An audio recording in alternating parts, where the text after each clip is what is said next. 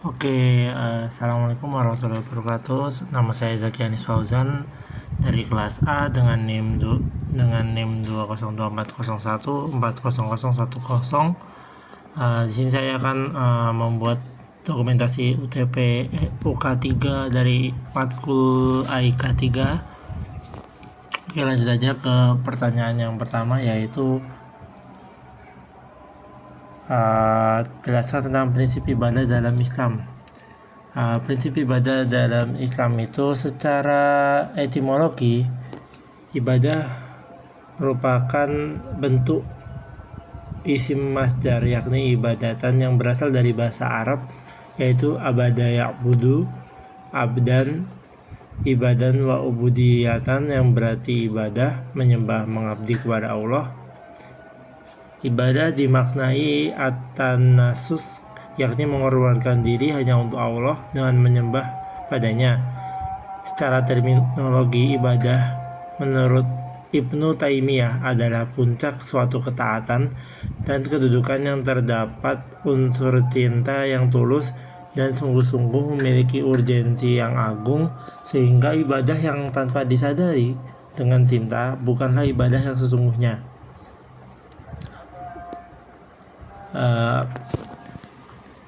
Menurut Yusuf Al-Qardawi, ibadah secara khusus adalah segala perkara yang sudah ditentukan Islam untuk mendekatkan diri kepada Allah, syiar-syiar yang istimewa yang ditentukan waktunya, ketentuan-ketentuannya, dan cara-cara yang tidak ada ruang atau jalan untuk merubahnya.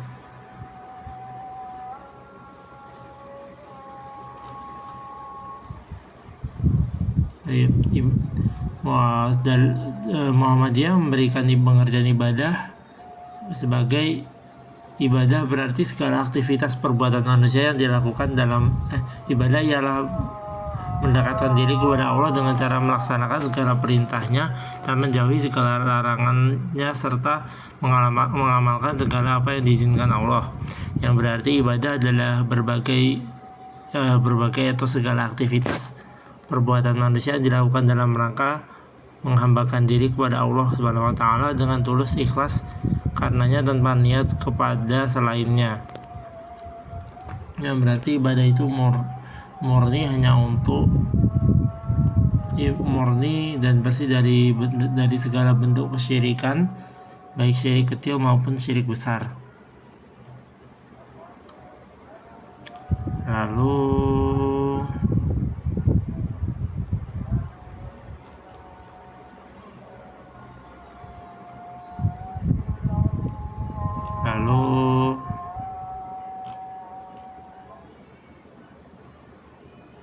terdapat beberapa dalil yang menyerukan untuk perintah untuk melaksanakan ibadah itu ada untuk dua makhluk, yaitu untuk jin dan manusia. Di surat Az-Zariyat ayat 56, lalu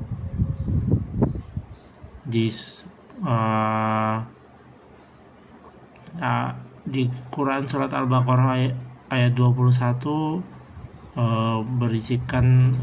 berisikan ayat yang menyuruh manusia untuk beribadah kepada Allah Subhanahu wa Ta'ala.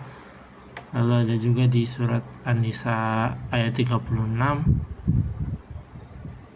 Di hadis juga banyak.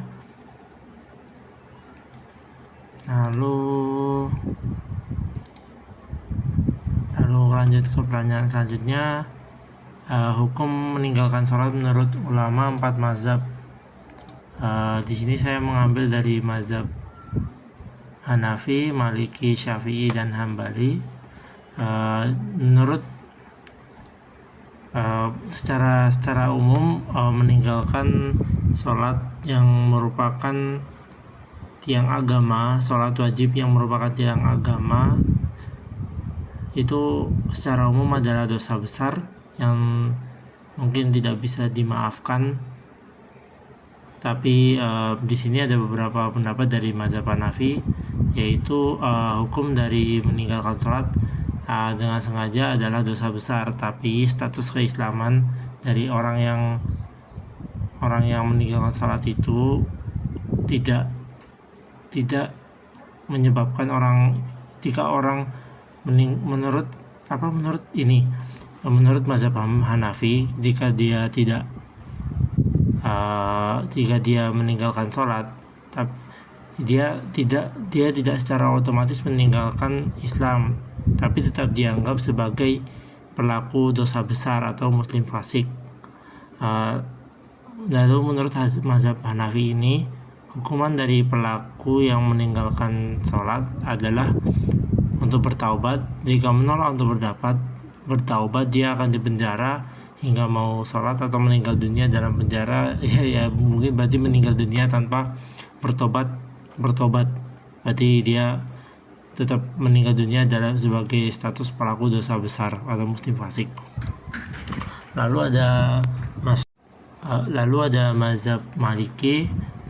Di mazhab Maliki ini secara hukum masih sama, secara ini merupakan dosa besar, tapi tidak menyebabkan orang itu keluar dari Islam. Tapi perbedaannya di sini, di mazhab Maliki dia hukuman untuk orang yang meninggalkan sholat, yaitu jika terus meninggalkan sholat dan menolak untuk sholat setelah diperingatkan, maka ia dihukum mati sebagai hukuman had atau hukuman yang ditentukan syariat. Namun kematiannya tidak berarti ia keluar dari Islam, dan tetap dimandikan, disolatkan, dan dikuburkan secara Islam. Jadi apapun dosa besar, tapi tetap tidak menyebabkan dia kafir, dia keluar dari Islam, tapi dia hukumannya sangat berat menurut mazhab Maliki. Itu ada dosa besar yang hukumannya sangat berat, yaitu hukuman mati apabila dia menolak setelah diperingatkan. Tapi dia tetap mati dalam status beragama Islam, sehingga tetap dimandikan, disolatkan, dan dikuburkan secara Islam. Lalu selanjutnya ada mazhab Syafi'i. Di mazhab Syafi'i ini dia secara umum dia semuanya dosa besar. Dia tidak menyebabkan dia semuanya tidak, tapi semuanya berbeda di hukumannya. Di mazhab Syafi'i ini dia jika menolak, jika terus meninggalkan dan menolak setelah diperingatkan, dia dihukum mati sebagai hukuman had. Sama seperti Maliki, kematiannya tidak berarti ya keluar Islam. Berarti sama seperti mazhab Maliki, dia ketika dihukum mati setelah diperingatkan untuk sholat, dia tetap tidak sholat, tapi dia menolak dan dihukum mati. Tapi dia ketika meninggal tetap statusnya dalam masih Islam, jadi masih dikubur, disolatkan, dimandikan, disolatkan, dan dimakamkan secara Islam. Lalu di mazhab Hambali, meninggalkan sholat dengan sengaja dan mengingkari kewajibannya itu menolak sholat wajib, dihukum kafir, murtad, dan dihukum mati. Berarti di sini dia dihukum kafir, dianggap keluar dari agama Islam, lalu kemudian dihukum mati. Dan di antara empat mazhab yang saya sebut tadi, ini mazhab Hambali yang paling berat, paling keras hukumannya dan dari pandangannya juga. Tapi ada juga riwayat lain yang mengatakan bahwa mazhab Hambali mengatakan bahwa ketika dia tidak sholat, dia tidak kafir, tapi tetap dihukum mati, sama seperti mazhab Syafi'i dan Maliki. Lalu ada lalu di soal yang selanjutnya yang akan saya jelaskan, itu ada jenis-jenis sholat menurut jenis-jenis puasa wajib dan puasa sunnah. Apa itu puasa? Puasa adalah menahan diri secara umumnya, dia menahan diri, baik lisan, menahan hawa nafsu, menahan lapar, dahaga, menahan semuanya lah, mulai mulai dari matahari terbit hingga matahari terbenam. Lalu puasa ada puasa wajib dan puasa sunnah. Yang pertama di puasa wajib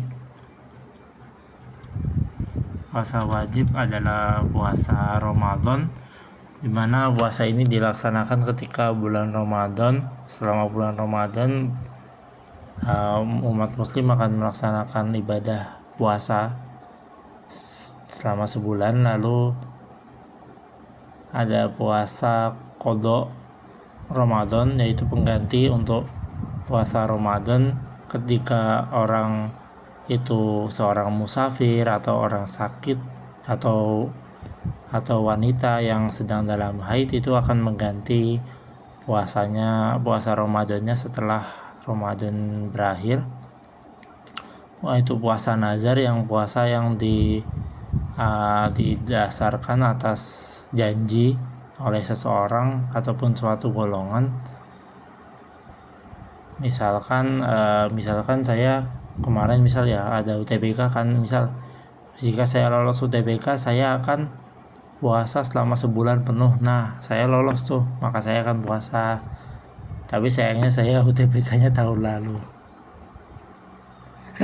Lalu selanjutnya ada puasa kafarah atau denda tebusan, puasa sebagai penebus dosa atau pelanggaran syariat tertentu, seperti kafarah sumpah, kafarah jima di siang Ramadan, kafarah zihar, dan kafarah pembunuhan tidak sengaja. Di kafarah sumpah ini jika melanggar, ada salah satu pilihannya puasa 3 hari. Kafarah jima itu kalau dalam jima itu lebih mengeluarkan mani atau yang saya lupa, atau yang pasangan suami istri berhubungan di siang hari ketika Ramadan, itu diwajibkan untuk puasa 2 bulan berturut-turut untuk sebagai penebusan dosanya.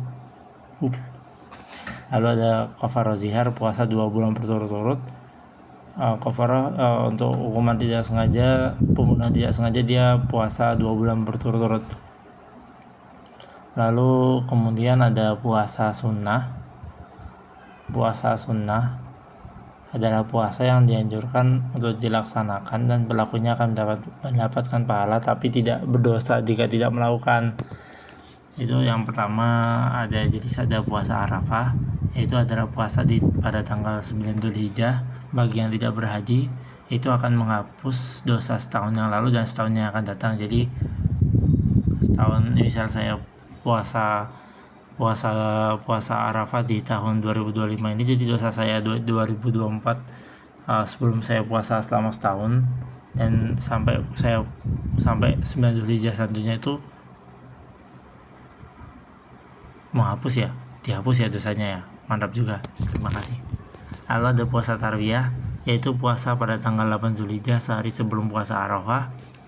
Lalu ada puasa Asyura, puasa pada tanggal 10 Muharram, ditemani puasa Tasyua 9 Muharram untuk menyelisihi Yahudi, menghapus dan manfaatnya itu menghapus dosa setahun yang lalu. Mantap guys. Terus ada puasa Senin dan Kamis yang dilaksanakan rutinan setiap hari Senin dan hari Kamis. Lalu ada puasa Daud. Ini adalah jenis puasa sunnah yang paling disukai Allah, yaitu sehari puasa sehari tidak.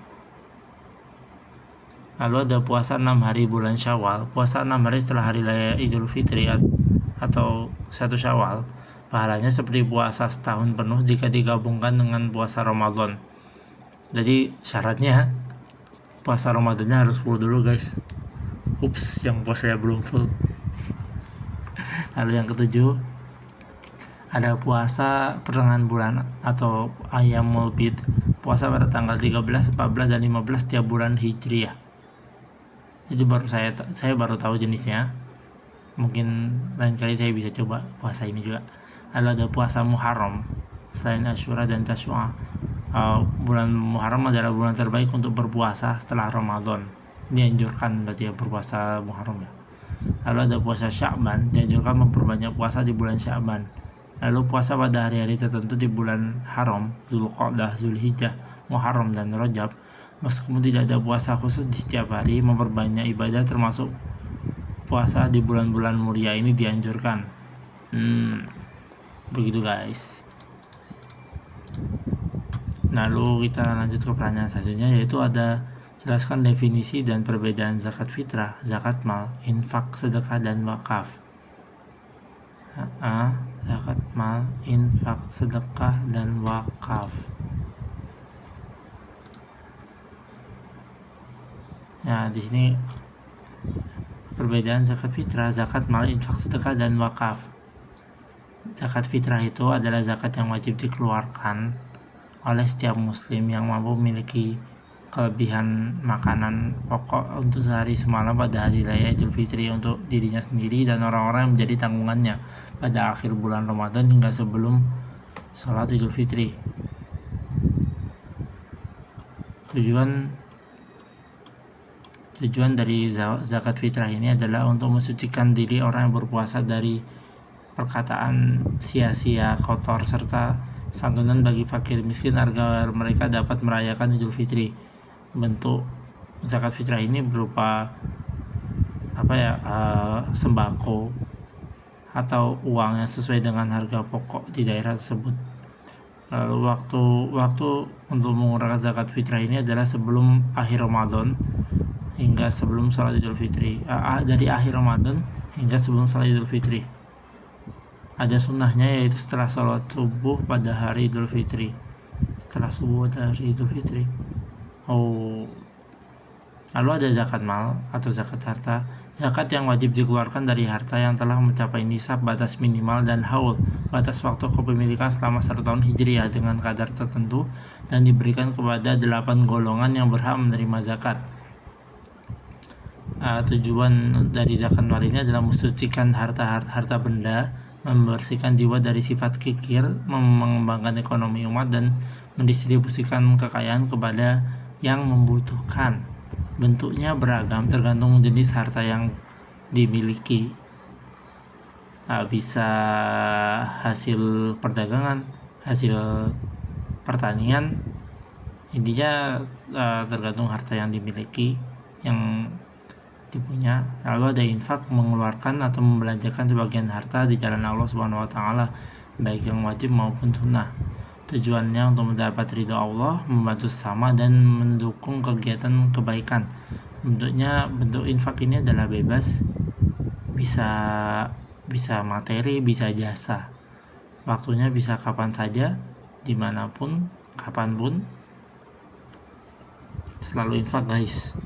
Lalu ada sedekah, memberikan harta atau sesuatu yang bermanfaat kepada orang lain tanpa ada kewajiban syar'i, tanpa mengharapkan imbalan duniawi, semata-mata karena Allah Subhanahu wa taala. Sedekah memiliki makna lebih luas daripada infak. Nah, di sini perbedaannya infak dan sedekah, guys. Lalu semua zakat dan infak adalah sedekah, tapi tidak semua sedekah adalah zakat ataupun infak. Tujuan dari sedekah adalah mencari pahala, membantu sesama, dan wujud syukur kepada Allah. Kemarin waktu presentasi itu saya sempat dengar perbedaan dari infak dan sedekah ini. Infak dan sedekah apa wakaf ya? Wakaf. Perbedaan wakaf dan sedekah itu ada di jangka waktu pemakaian, jangka waktu dipakai. Wakaf ini kan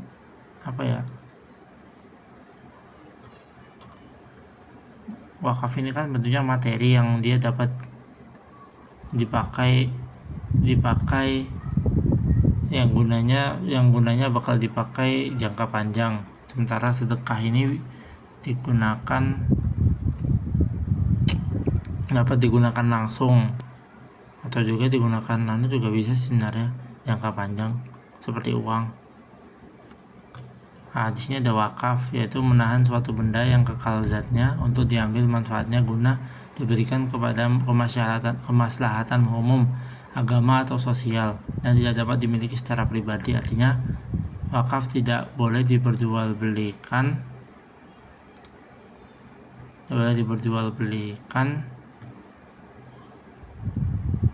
dihibahkan atau diwariskan. Tujuan mencari pahala jariah, meningkatkan kesejahteraan umat, dan mendukung keberlanjutan amal soleh. Bentuk benda yang tahan lama dan dapat dimanfaatkan terus-menerus seperti tanah, bangunan, masjid, bla bla bla bla. Kepemilikan status hukumnya menjadi milik Allah Subhanahu wa taala atau milik umum yang dikelola untuk kepentingan umum. Nah, di sini jadi perbedaannya. Di sini kan di sedekah, infak sama wakaf. Ini kan di wakaf dia benda yang tahan dia wakaf tuh lebih ke kebutuhan yang diwakafkan tuh, misal tanah untuk kebutuhan jangka panjang, dibangun masjid atau dibangun apa gitu.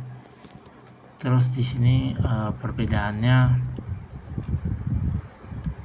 lalu perbedaan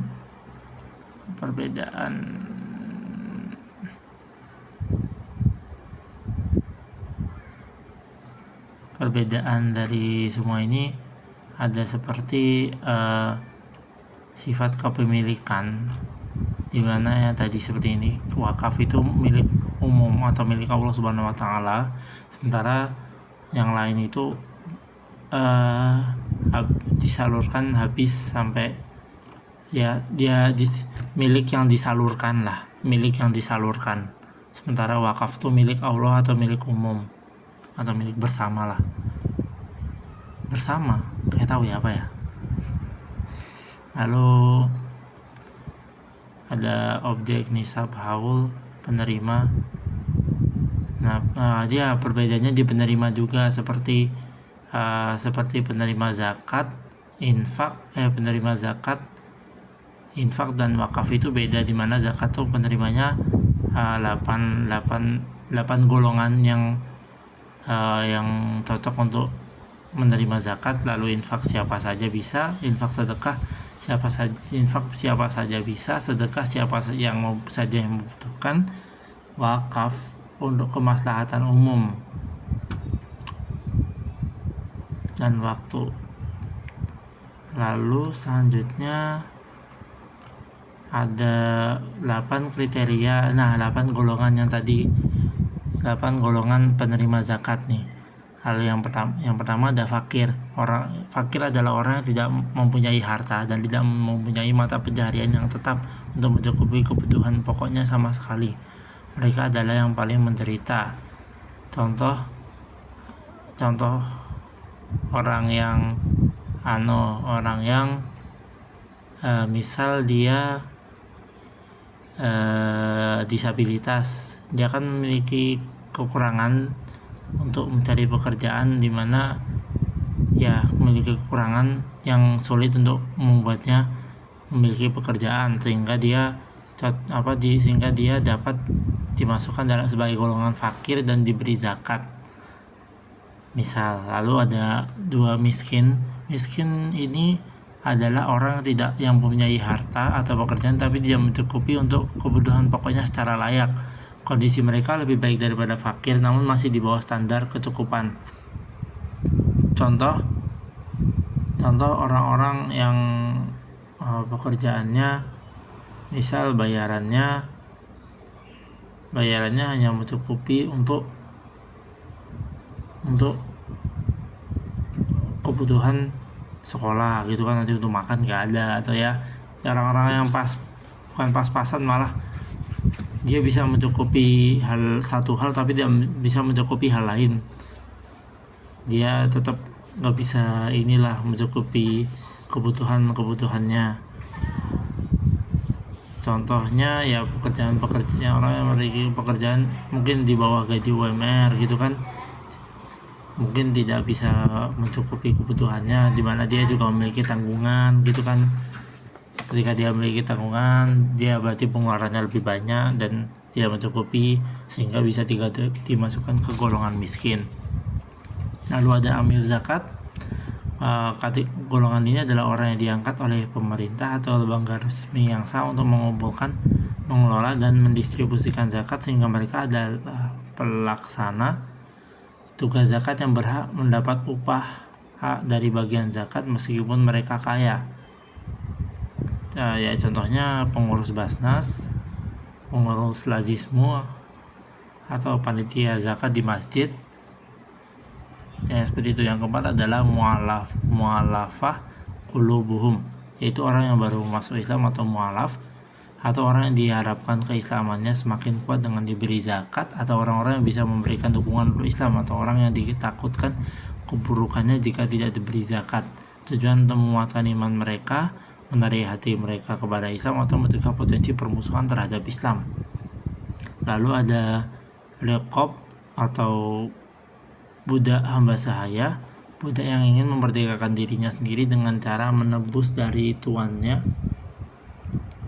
Konteksnya pada masa modern ini sering diinterpretasikan secara luas untuk membebaskan orang-orang dari bentuk perbudakan modern, belenggu hutang yang mencekik, atau keterbelakangan mental dan kemiskinan yang membelenggu.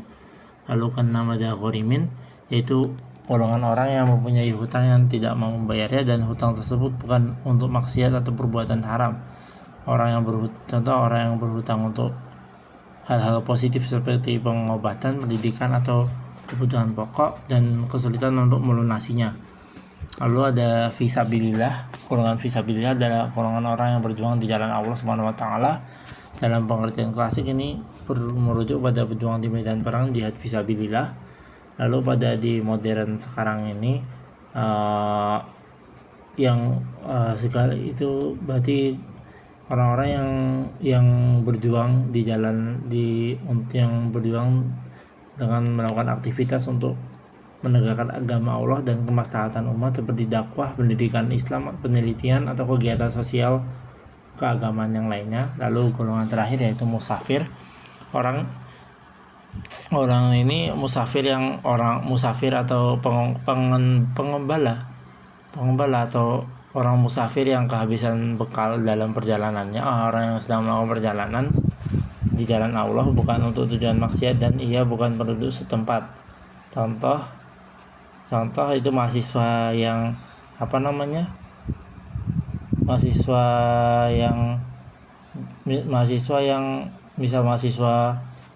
mahasiswa UMB kan banyak tuh daerahnya, dia kan mesti sendiri di sini. Dia di sini mungkin bisa jadi di akhir bulan dia kehabisan bekal, kehabisan uang, kehabisan stok makanan, stok beras. Nah, ini adalah golongan masuk ke golongan musafir yang kehabisan bekal ini. Nah, mungkin sekian dari saya. Wassalamualaikum warahmatullahi wabarakatuh.